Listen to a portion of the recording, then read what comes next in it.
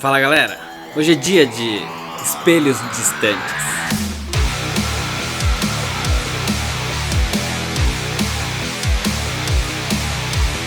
Espelhos Distantes, escrito por Neil Gaiman, é composto das edições 29, 30, 31 e 50 de Sandman.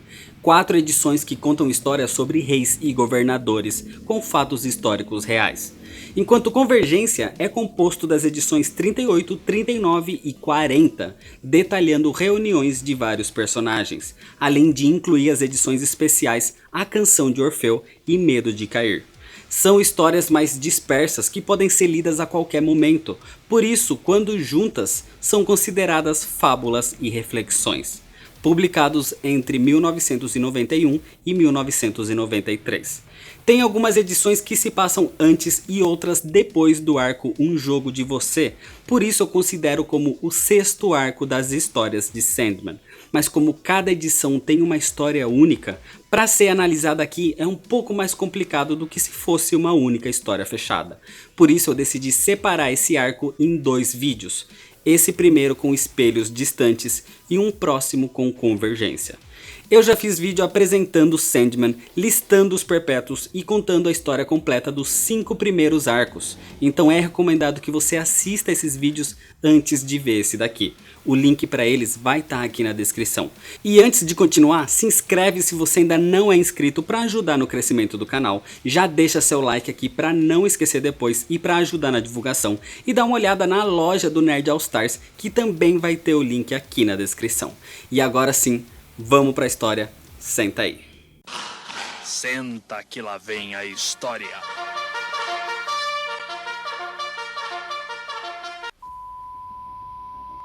A primeira história é Thermidor, se passando em 1794 na França, que vivia épocas de revolução. Morpheus encontra Johanna Constantine, a antepassada de John Constantine, que a gente conheceu de arcos anteriores.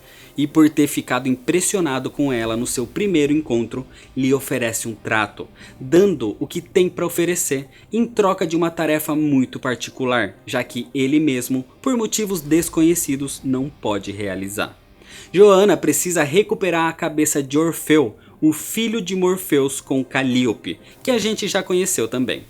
Johanna aceita e parte para a França nessa missão, onde precisa se livrar de ladrões para conseguir realizar o seu resgate, mas é encontrada por policiais da guarda que a detém ao descobrir que ela roubou e escondeu algo muito valioso. Orfeu é só uma cabeça falante e pensante, mas o porquê disso não é explicado ainda, algo que a gente vai entender só mais pra frente. O problema é que Robespierre também deseja a cabeça de Orfeu, por isso mandou Saint-Just prender Johanna Constantine e levá-la até o Palácio de Luxemburgo, onde ficam os presos políticos. Então ali, Robespierre surge com um livro nas mãos e todos os detalhes da vida de Johanna. Robespierre é um dos líderes da Revolução Francesa, inclusive existiu na nossa história de verdade. É responsável por muitas mortes inclusive. Mandou para a guilhotina mais de 17 mil pessoas, incluindo a família real francesa. Foi um radical fanático que acreditava num mundo de pura lógica e racionalidade. Odiava e queria acabar com qualquer forma de crença ou superstição, até mesmo religiões e magias. Não acreditava em deuses, mas também era contra o ateísmo. Portanto, Johanna Constantine, que era considerada um tipo de bruxa e que tinha conseguido a cabeça viva e falante de Orfeu, um artefato místico, era um alvo imenso para Robespierre. O problema é que ele não tolera nenhum posicionamento contrário ao seu. Qualquer pessoa que discordasse da sua visão era presa ou morta. Ele era um radical, um tirano e pensava que fazia tudo isso pelo bem da França. Ele próprio não acreditava nessa história de cabeça falante, mas mesmo assim, mesmo Johanna dizendo que não sabe de nada, ele promete que vai encontrá-la. Ou seja, o homem caçava algo que ele mesmo dizia não acreditar, assim como caçava fanáticos religiosos e ateístas ao mesmo tempo. Os dias se passam e os homens tentam tirar as informações de Johanna, mas ela se recusa até o dia que Robespierre tem uma ideia. Um livro pode ser escondido com outros livros numa biblioteca, Uma flor pode ser escondida no meio de outras num jardim, assim como uma cabeça decepada pode ser escondida no meio de outras cabeças decepadas. Desse jeito, os guardas levam Joana, que revela o esconderijo de Orfeu. E mesmo com Robespierre ainda não acreditando, dizendo que mitos estão mortos, deuses estão mortos, fantasmas e espíritos também estão mortos. Então Joana deixa a cabeça, tampa seus ouvidos e Orfeu começa a cantar sua canção a Robespierre e Saint-Just. Robespierre lutou por bons ideais na sua vida, mas o fanatismo o levou à decadência. O extremismo em seus atos e a cegueira em buscar algo que nem ele mesmo acreditava que existia para poder provar que estava certo e que aquilo deveria ser destruído, acabou sendo a sua própria ruína. Por isso, depois de ouvir a canção de Orfeu, Robespierre mudou, de alguma forma foi afetado, tanto que nem conseguiu dar um discurso depois desse acontecimento. A canção de Orfeu é cheia de simbolismos, trazendo tudo que Robespierre não acreditava, mostrando que era real. E foi por isso, por ter perdido a fé no que antes acreditava, que ele e Saint-Just perderam as palavras durante seu discurso. Robespierre foi um dos idealizadores da revolução, um campeão do povo, defensor da igualdade, da liberdade e da abolição da escravatura. Chegou a ser considerado um herói, conhecido como o Incorruptível. O problema é que Robespierre era um extremista, que passou a enxergar traidores por todos os lados, implantando a sua visão acima de todos e caçando os contrários a ele, assassinando milhares de pessoas, até que passou a ser visto como um vilão. E pouco tempo depois de ouvir a canção de Orfeu, pelos seus atos tiranos, Robespierre foi condenado e decapitado. Ele que dizia que se algumas cabeças tivessem que rolar para que a liberdade reine na França, que seja, acabou perdendo a sua própria cabeça, dando um fim ao seu reinado de terror na França.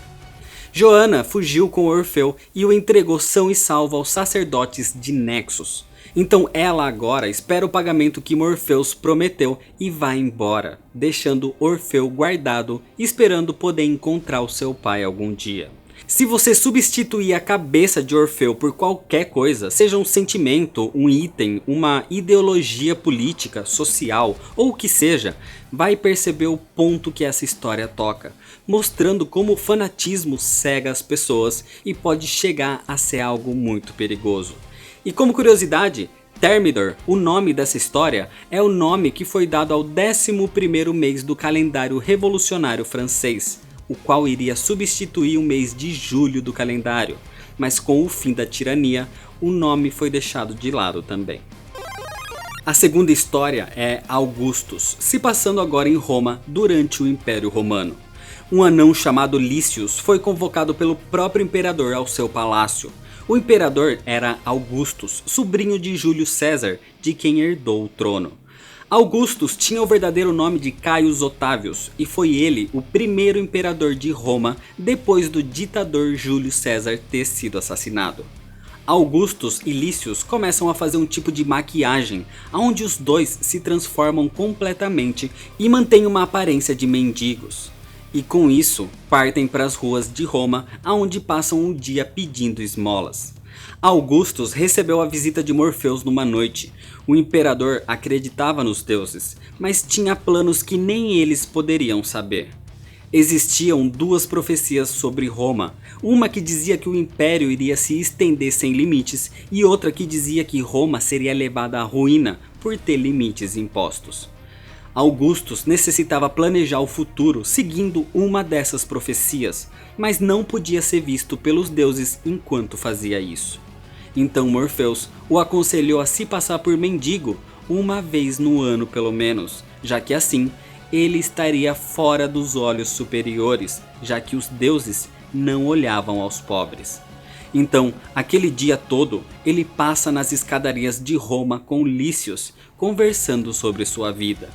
Claro que Augustus queria a glória de Roma, mas ele também revela que a expansão territorial, as conquistas, guerras e batalhas travadas que levaram Roma ao topo era um sonho do seu tio. Mas ele revela também que era constantemente violentado sexualmente pelo seu tio Júlio César.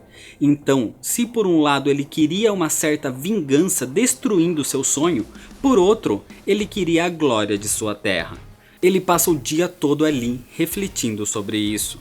Homens seguem um líder, alguém que pode resolver os problemas, tomar decisões, mas o líder segue a quem? O imperador é só mais um homem, então quem governa o governante? Um homem que tem o poder de decisão sobre outros seres vivos, então deve ser considerado um deus. Mas Augustus diz que logo vão esquecer dele. O mês de agosto, batizado em sua homenagem, com certeza teria o nome alterado com o de algum próximo imperador. Então qual legado ele gostaria de deixar? Desse jeito, com pessoas o tratando como um real mendigo, um ninguém ali nas escadarias, Augustus encerra seu dia com Lícius, pedindo para que ele nunca conte o que aconteceu ali. O imperador volta ao seu palácio e mais de 50 anos depois vemos Lícius já velho, percebendo como o legado de Augustus ainda continua. Augustus foi um imperador que de fato na história é conhecido por ter trazido uma certa paz e desenvolvimento a Roma nessa época, e aparentemente conseguiu realizar as duas profecias. Roma teve sua queda. Já não é mais um império há muitos anos, destruindo o poder que seu tio Júlio César tinha conseguido. Alguém que tomava o que queria à força, territórios ou até mesmo seu vulnerável sobrinho.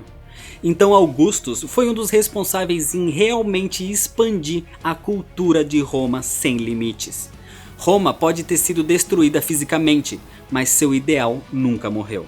Boa parte da nossa cultura atual se baseia na cultura romana, línguas, instituições políticas, públicas, cidadania, os deuses romanos, a arquitetura romana. Alguns meses ainda levam os nomes dos seus imperadores, como agosto continua firme e forte no calendário. E Augustus foi realmente sábio em trazer a paz a Roma e a expandir sua terra sem limites, conquistando seu próprio sonho e não o do seu tio. A terceira história é 3 setembros e 1 janeiro. Agora, em 1859, nos Estados Unidos, vemos Joshua Norton acompanhado de desespero, depois de ter fracassado em algumas negociações que o deixaram na miséria. Ele tenta cometer suicídio, mas não consegue. Então Desespero começa a ter ideias e chama pelo seu irmão Sonho. Morfeu surge e Desespero oferece um desafio. Já que esse homem não tem coragem para chegar ao reino da morte, Sonho deveria redimi-lo, mas Morpheus se recusa em participar. Desespero diz que Desejo e Delírio também estão com ela e que o único que poderia salvar o homem é o Sonho. Mas ele se recusa e é acusado por Desespero de se julgar superior aos seus irmãos e irmãs. Não a admira que seu outro irmão os tenha abandonado. Assim como Sonho não se importou com ele, também não se importa com os outros agora. Então Morpheus cai nas provocações, principalmente depois de mencionar a partida do seu irmão, e aceita o desafio. Morpheus leva Joshua para o reino do sonhar. O homem não tem mais sonhos, não sabe mais o que fazer depois de perder tudo nos negócios e não tem nem coragem para se matar. Então Morpheus lhe dá um sonho. Joshua começa a pensar que é o imperador dos Estados Unidos. Envia uma carta para a rádio com a sua proclamação e inclusive vaga pelas ruas com um uniforme imperial. Joshua é bondoso, pode ser considerado um maluco, mas todos gostam dele, do seu carisma, da sua bondade em querer ajudar as pessoas e, como ele mesmo diz, ele tem um dever com os Estados Unidos. Pessoas o ajudam, o levam para comer, tiram foto com sua majestade. Joshua se torna muito conhecido, uma figura carismática que pessoas o vinham visitá-lo como se fosse algo turístico em São Francisco. O louco que acredita ser o imperador dos Estados Unidos, mas é essa loucura que o mantém são. Foi assim que ele se afastou do suicídio. Mesmo com um propósito e uma responsabilidade que existia só em sua cabeça, o seu sonho foi o que o manteve vivo. Por isso, Morpheus acaba vencendo desafios que sua irmã propôs. Joshua Abraham Norton foi uma figura que realmente existiu em nossa história, realmente se autoproclamou imperador dos Estados Unidos, mandou cartas ordenando o fechamento do Congresso americano e o fim dos partidos democrata e republicano, que segundo ele eram a raiz do mal do país. Disse que anexaria o México ao seu império, se proclamando o protetor do México. Joshua se tornou um ícone de protesto da população que o ajudava, o sustentava com alimento, transporte e moradia.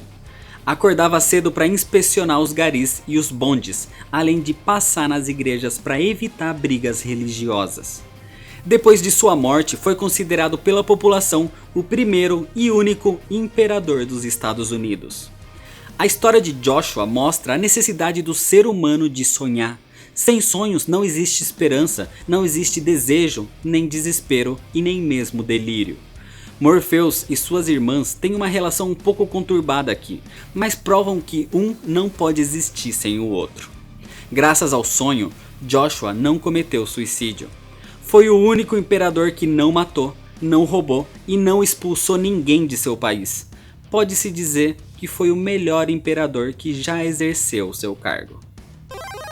A quarta e última história de espelhos distantes é Ramadã, se passando na belíssima Bagdá, a cidade celestial, liderada pelo rei Al-Rashid, o rei dos reis. Assim como as outras histórias, Al-Rashid realmente existiu, foi o quarto califa de Bagdá, guerreiro, administrador e poeta, protagonista nas histórias de Sherazade e representação do líder ideal para a cultura árabe. E assim como as outras histórias, Ramadã é um mês do calendário, o 9º mês dos muçulmanos, quando o Alcorão foi revelado. Bagdá era linda, com filósofos, poetas, artistas, amantes, animais que falavam feito homens, maravilhas mecânicas e seres especiais. Um lugar de tapetes voadores, lâmpadas mágicas e de maravilhas. Mas Al-Rashid andava preocupado. Mesmo com toda a grandeza de Bagdá e de todo o seu poder, ele sabe que mais cedo ou mais tarde ela cairá. Al-Rashid já viu outros impérios tão grandes ou até maiores que o seu ruírem. Então ele queria evitar que quando isso acontecesse, sua cidade fosse esquecida. Desse jeito, ele desceu até as profundezas do seu palácio, por caminhos que nenhum outro teria passado a não ser ele próprio, passando por escravos, riquezas, caminhos estreitos, ovos de fênix e portas de fogo, até chegar no seu destino final e encontrar uma grande esfera de vidro. Era o globo de Sulaiman, que aprisionava 9009 ifrits, djinns e demônios, e ele o oferece ao rei dos sonhos. Desse jeito, Morpheus surge e Al-Rashid explica sua convocação e suplica para que ele faça Bagdá ser eterna. Sendo assim, Al-Rashid leva Morpheus e apresenta sua cidade de maravilhas. Depois de Morpheus realmente ver as belezas de Bagdá, ele decide realizar o desejo do califa, e para fazer Bagdá ser eterna, ele a coloca dentro de uma garrafa de vidro. A história de Ramadã tem base nas 1001 noites, mostrando todas aquelas maravilhas e uma Bagdá completamente colorida e viva. Desse jeito, o que Morpheus fez colocando-a numa garrafa foi eternizar a cidade no sonho das pessoas. Todos imaginam Bagdá desse jeito, com tapetes voadores, lâmpadas mágicas e ovos de fênix. Morpheus transformou a cidade num ideal, num sonho, numa inspiração e admiração de perfeição. Um lugar onde tudo é possível, um lugar que é eterno em nossa imaginação. Mesmo mostrando na última página uma Bagdá atual completamente destruída, bombardeada e em ruínas por causa das guerras atuais. Mas apesar de todos os bombardeios que já sofreu, Bagdá continua viva na nossa mente como um lugar de maravilhas. Uma cidade que se tornou eterna. Mesmo que a realidade seja bem diferente daquela cidade ideal. E é desse jeito que termina a história. Lembrando que existe muito contexto histórico nesse arco, mas pela liberdade criativa pode existir algo que seja um pouco alterado da realidade dos fatos. Então o abordado aqui foi o quadrinho e não nossa real história.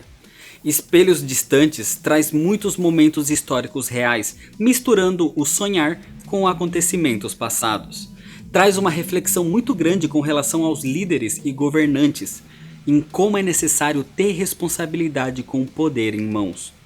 Como os governantes têm ambições e creem que o que fazem é por um bem maior, por um legado. Os temas aqui fazem o leitor refletir sobre questões da própria humanidade, uma autorreflexão, olhando num espelho distante, a nossa própria história. E todas as lições podem ser transportadas para os dias atuais, em nossas sociedades atuais. E isso fica claro na última página de Ramadã, mostrando a diferença com a atualidade bem diferente da cidade perfeita. Sair de um sonho colorido para uma realidade escura é difícil, mas os sonhos são para isso, para dar esperança, possibilidade de mudar, de ir atrás do ideal. Os sonhos fazem com que a gente lute pelo que a gente acha que é certo, em busca do que acreditamos. Tem várias outras referências, várias outras interpretações dos textos, ações e diálogos. Então isso gera muita discussão e diferentes interpretações das coisas por cada um que lê essa HQ. Então deixa você nos comentários qual é a sua interpretação e qual dessas histórias você mais gostou. E como sempre, mesmo assistindo os vídeos aqui, é muito importante que você leia a HQ para entender bem o sentimento que ela quer te passar. Então é isso, se você ainda não é inscrito, se inscreve no canal, deixa seu like nesse vídeo. Se você quiser encontrar um quadrinho para comprar, entra pelo link que eu vou deixar na descrição dos vídeos. Entra na loja do Nerd All Stars também para comprar camisetas e outros itens exclusivos. Se você quiser mandar alguma coisa para cá, o número da caixa postal tá aqui na descrição. Me segue lá nas redes sociais para ficar por dentro das novidades. Compartilha esse vídeo com seus amigos, muito obrigado, valeu e até mais.